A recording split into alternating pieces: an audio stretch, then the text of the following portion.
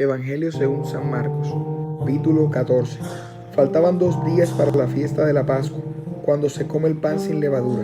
Los jefes de los sacerdotes y los maestros de la ley buscaban la manera de arrestar a Jesús por medio de algún engaño y matarlo. Pues algunos decían: no durante la fiesta, para que la gente no se alborote. Jesús había ido a Betania, a casa de Simón, al que llamaban el leproso. Mientras estaba sentado a la mesa, llegó una mujer que llevaba un frasco de alabastro lleno de perfume de nardo puro, de mucho valor. Rompió el frasco y derramó el perfume sobre la cabeza de Jesús.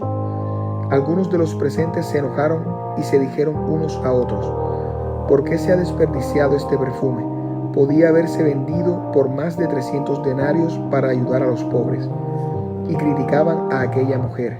Pero Jesús dijo: déjenla, ¿por qué la molestan? Esto que me ha hecho es bueno, pues a los pobres siempre los tendrán entre ustedes, y pueden hacerles bien cuando quieran, pero a mí no siempre me van a tener. Esta mujer ha hecho lo que ha podido, ha perfumado mi cuerpo de antemano para mi entierro. Les aseguro que en cualquier lugar del mundo donde se predique el mensaje de salvación, se hablará también de lo que hizo esta mujer, y así será recordada. Judas Iscariote, uno de los 12 discípulos, fue a ver a los jefes de los sacerdotes para entregarles a Jesús. Al oírlo, se alegraron y prometieron darle dinero a Judas, que comenzó a buscar el momento más oportuno de entregar a Jesús.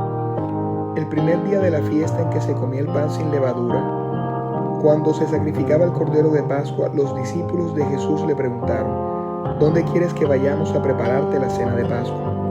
Entonces envió a 2 de sus discípulos diciéndoles: vayan a la ciudad, ahí encontrarán un hombre que lleva un cántaro de agua, síganlo. Y a donde entre, digan al dueño de la casa: el maestro pregunta, ¿cuál es el cuarto donde voy a comer con mis discípulos la cena de Pascua?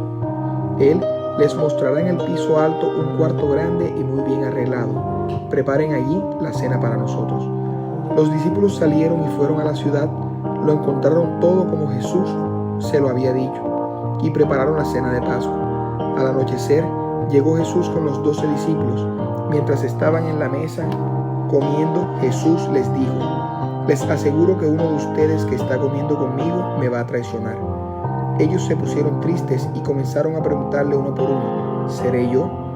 Jesús les contestó: es uno de los 12, que está mojando el pan en el mismo plato que yo. El Hijo del Hombre ha de recorrer el camino que dicen las Escrituras, pero ay de aquel que le traiciona. Hubiera sido mejor para él no haber nacido.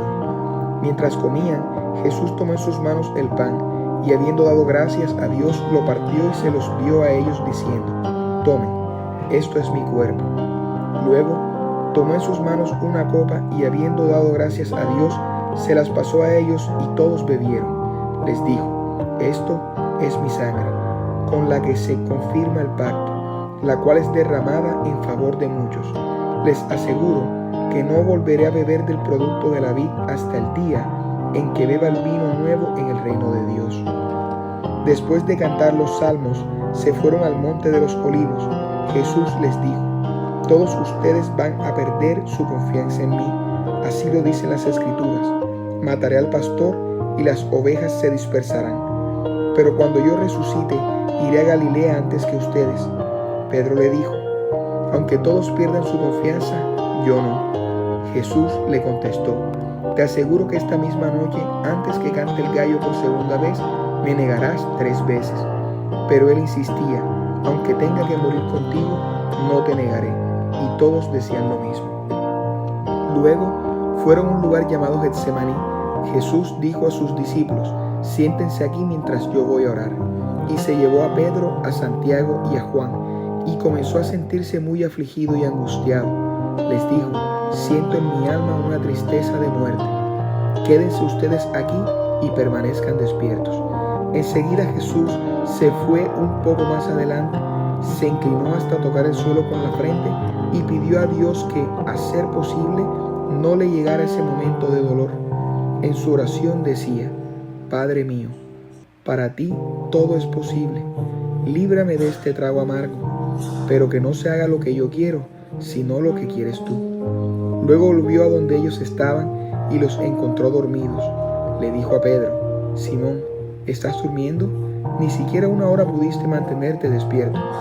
Manténganse despiertos y oren para que no caigan en tentación.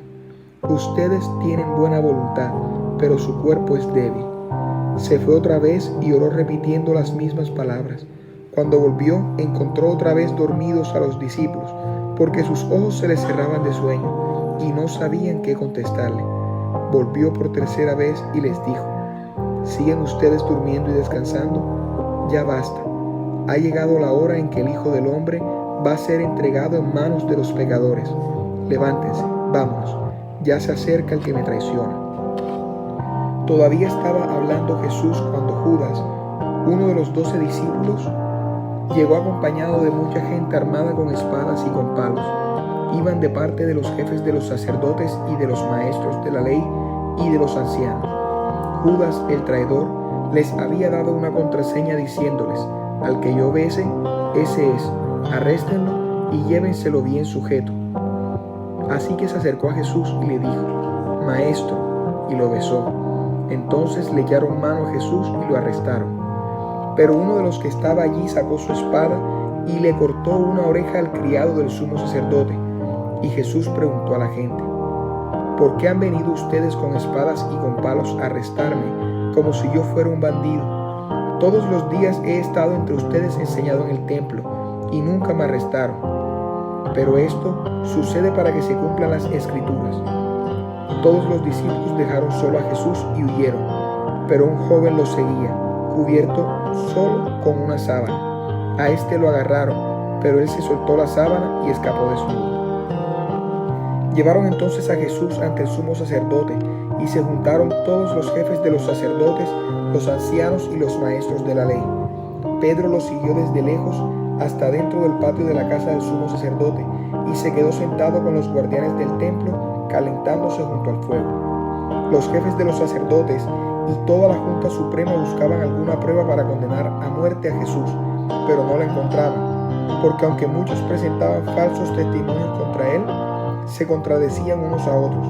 Algunos se levantaron y lo acusaron falsamente diciendo: nosotros lo hemos oído decir: yo voy a destruir este templo que hicieron los hombres, y en 3 días levantaré otro no hecho por los hombres. Pero ni aun así estaban de acuerdo en lo que decían. Entonces el sumo sacerdote se levantó en medio de todos y preguntó a Jesús: ¿no contestas nada? ¿Qué es esto que están diciendo contra ti? Pero Jesús se quedó callado sin contestar nada. El sumo sacerdote volvió a preguntarle: ¿eres tú el Mesías, el Hijo del Dios bendito? Jesús le dijo: sí, yo soy. Y ustedes verán al Hijo del Hombre sentado a la derecha del Todopoderoso y venir en las nubes del cielo.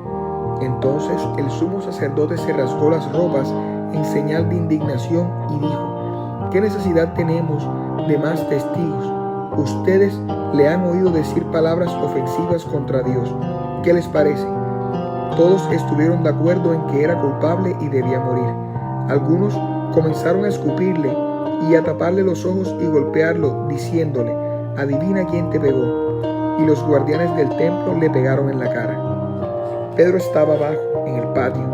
En esto llegó una de las sirvientas del sumo sacerdote, y al ver a Pedro, que se estaba calentando junto al fuego, se quedó mirándolo y le dijo: ¿tú también andabas con Jesús, el de Nazaret? Pedro lo negó diciendo: no lo conozco, ni sé de qué estás hablando. Y salió afuera a la entrada. Entonces cantó un gallo. La sirvienta vio otra vez a Pedro y comenzó a decir a los demás: este es uno de ellos. Pero él volvió a negarlo. Poco después, los que estaban allí dijeron de nuevo a Pedro: seguro que tú eres uno de ellos, además eres de Galilea. Entonces Pedro comenzó a jurar y a perjurar diciendo: no conozco a ese hombre de quienes ustedes están hablando. En aquel mismo momento cantó el gallo por segunda vez, y Pedro se acordó de que Jesús le había dicho: antes que cante el gallo por segunda vez, me negarás 3 veces. Y se echó a llorar.